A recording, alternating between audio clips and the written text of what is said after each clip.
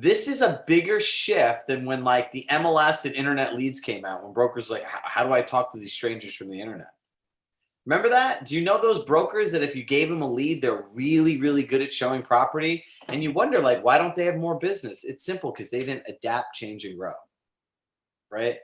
So, David, in terms of adapt, change, and grow, what holds people back from doing that? Where do people get stuck, in your opinion? Number one, fear. Fear of imagined negative consequences.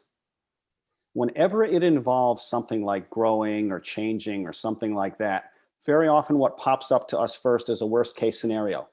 If I try X, Y is going to happen, and that's going to have a negative impact on me financially or in terms of my relationships or something else. So absolutely, the number one thing is a fear popping up of something negative happening. You know, that's it's a good point. It's like in all these presentations I gave when I worked at Compass, I'd be in front of hundreds of people. Hi, Michelle. And that I would always say the same thing. I'm like, I'm not here for a long period of time. You could share the greatest thing with people in the world, and their brain immediately goes to the 10% of times it doesn't work. Why is that? Like, what's the why? In a psychological mindset, like, why do people do that?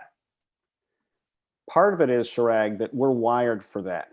Our brain is wired to recognize risk or danger.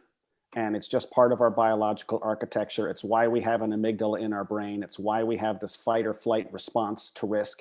It's part of who we are biologically. And so to overcome that, we need to like use the front of our brain, the prefrontal cortex, the thinking part, to kind of like overrule the automatic, perception of risk or danger.